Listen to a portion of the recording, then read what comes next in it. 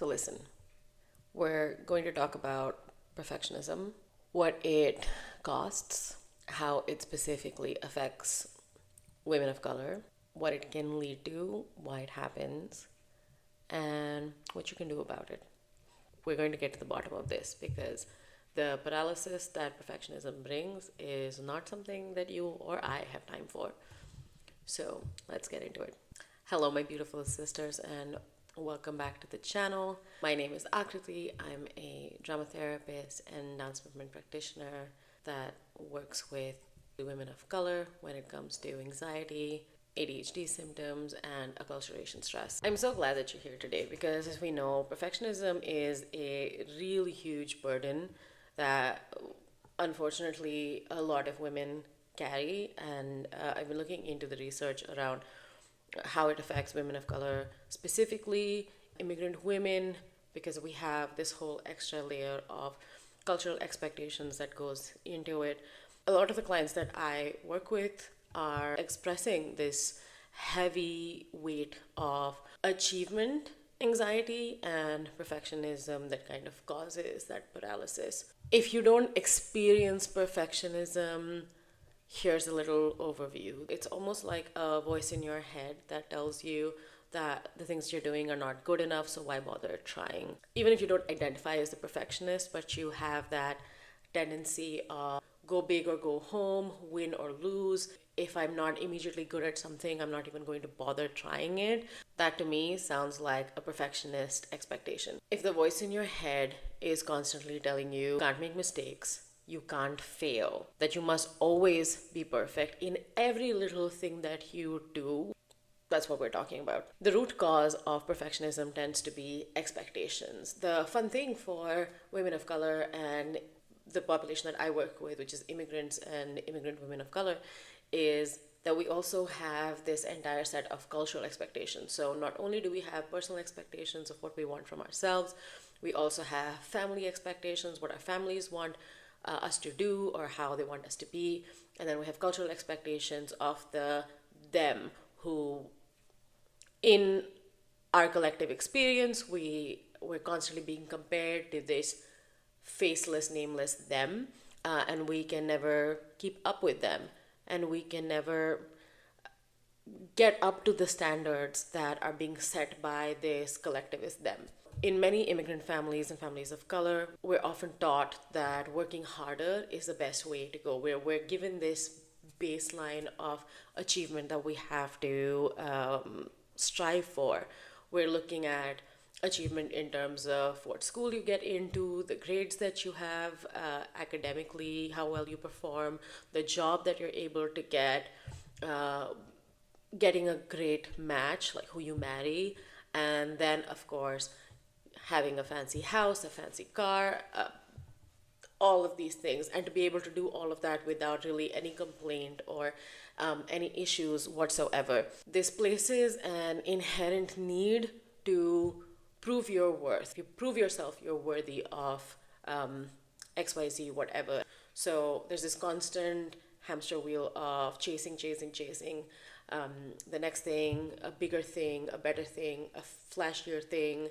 And it can create a simmering resentment of ourselves, our humanness, our failures, not being able to get something right off the bat in a perfect manner. None of it's good, y'all. None of it is good. On top of that, when we add race differences or trying to fit in as a visible minority and as a woman into a more Western society, whether you were born in another country, whether you were raised in that same Western country, there is a difference that happens between what you're taught at home, so what you roam around with on the inside, and what's expected of you on the outside, the society that you otherwise engage with. South Asian brown women especially can fall into this model minority myth where we have to fit in and also somehow be perfect at being both brown and white at the same time. And this can create a lot of tendency for anxious and depressive symptoms. Nothing we can do is ever good enough. We can't live up to the expectations that are set upon us by the society in which we study, work, live, and the families that have birthed and raised us. The next big part of this is the comparison trap, or the fear of missing out, as you might know, because social media. So, the comparison trap is basically this technique that we've been taught growing up. So and so is better than you when you compare your life to theirs. They have XYZ resources, they have ABC abilities, and because of all of the ways in which their life is better than yours, you should feel bad about yourself. It's a shame based, guilt based way of expressing disappointment, basically. There's a lot of this shaming, guilting, parenting methodology that is used, especially. It's still punishment, even if it's not physical punishment. It is still punishment that makes us inherently feel worthless, bad, not good enough. When we take this feeling of comparison, or we take this learning of comparison, and then we add to it the fact that social media makes it look like everyone is constantly living their very best life possible, and you compare yourself to their best life possible, it will create the sense of I'm not good enough. And also, look at this, Becky over here is really enjoying herself. She has the best car, a gorgeous house, the most amazing, loving relationship. She has a better job than me because she makes more money. She goes out for fancier vacations, whatever the case might be. There's so many ways that we can should on ourselves. I should be doing more. I should be doing better. I should be in a more happy, healthy relationship. I should look better. I should lose weight. And this can create a sense of spiraling and a lack of power in your life, a lack of worthiness in yourself, and a lack of like self-belief. It erodes your self-confidence, self-esteem. Nothing good comes from doing this whole self-comparison model and creating the anxiety of FOMO within yourself.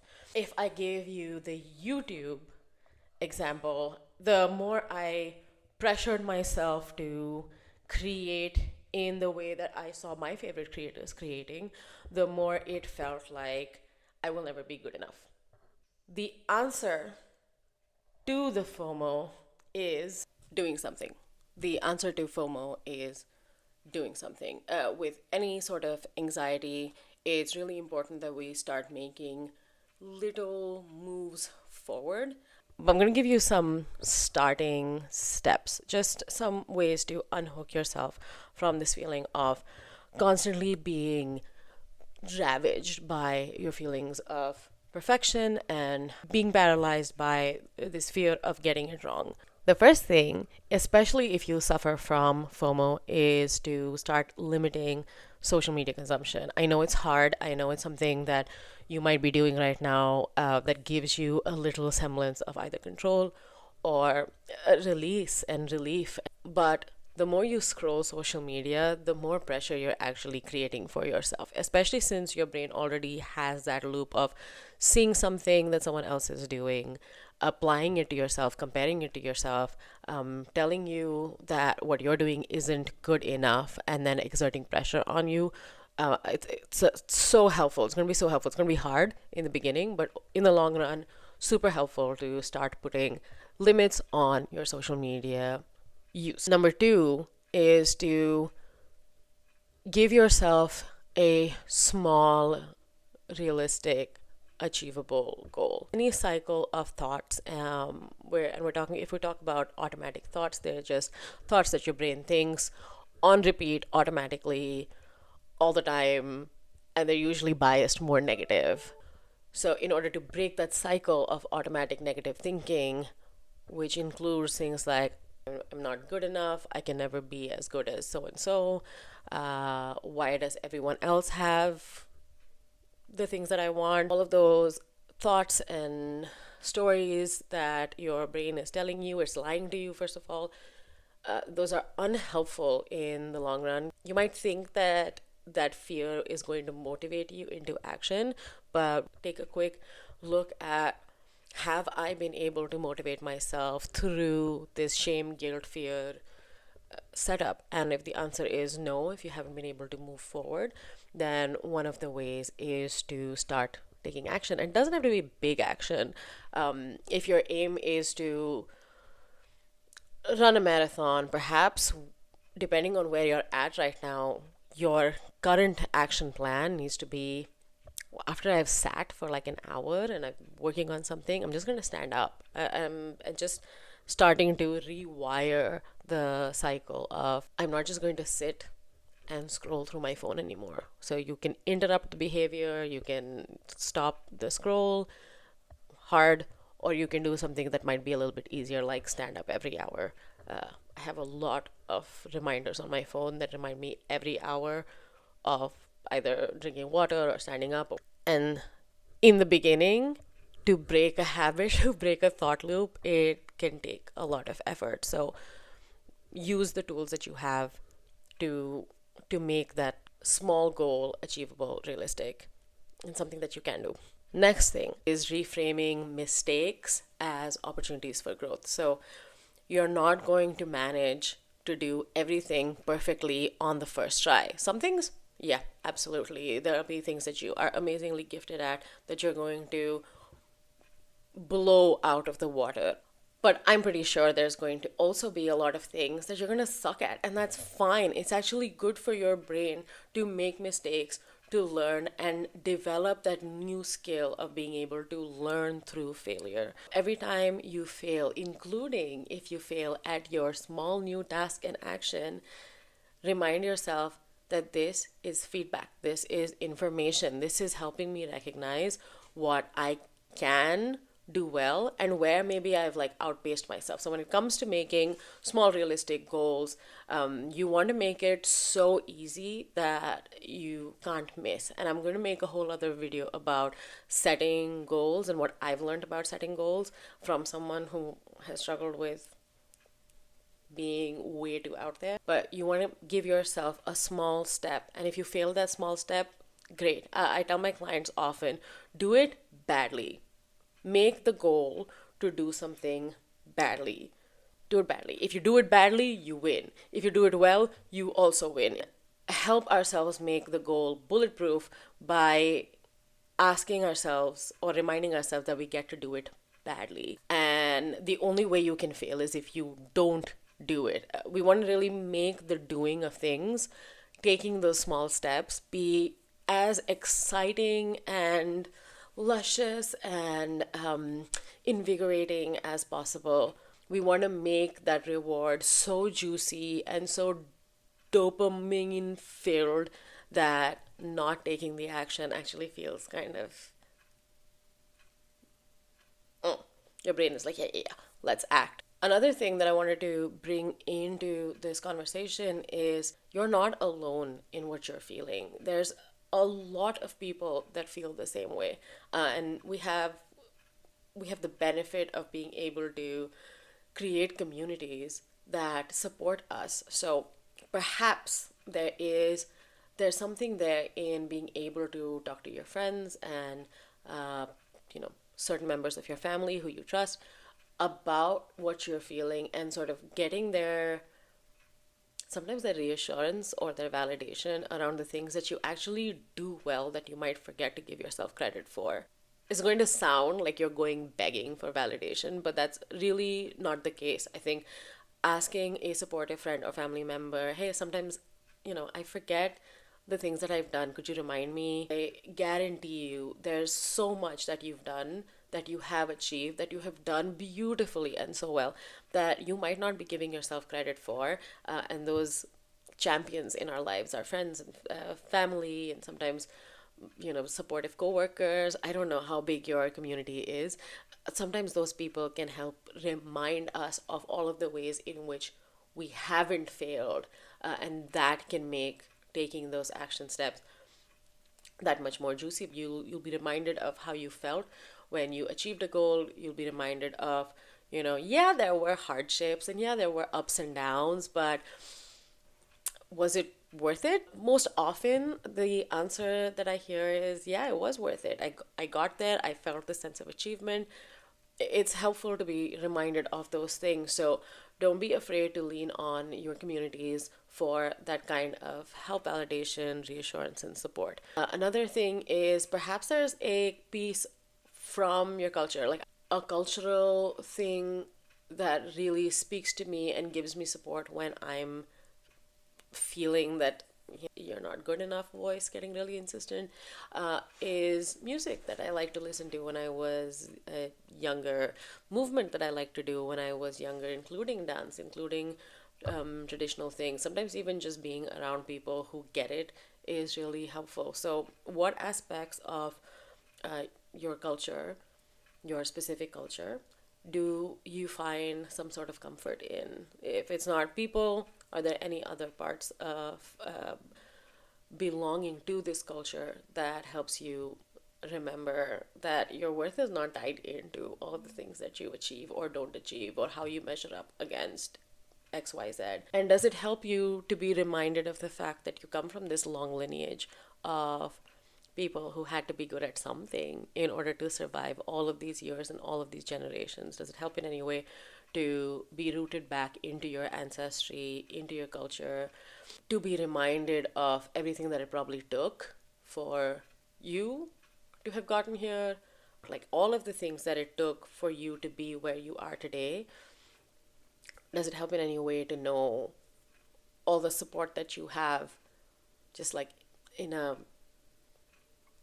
lineage fashion? Because you might have strengths there. When we just think of ourselves as an individual fighting against this collectivist expectation, we kind of sell ourselves a little short, because we also have access to collectivist strengths that can help to better negotiate these large scale, really heavy expectations that can then turn into perfectionism. So we're really peeling it back, making our steps really small, bite size, one step after another.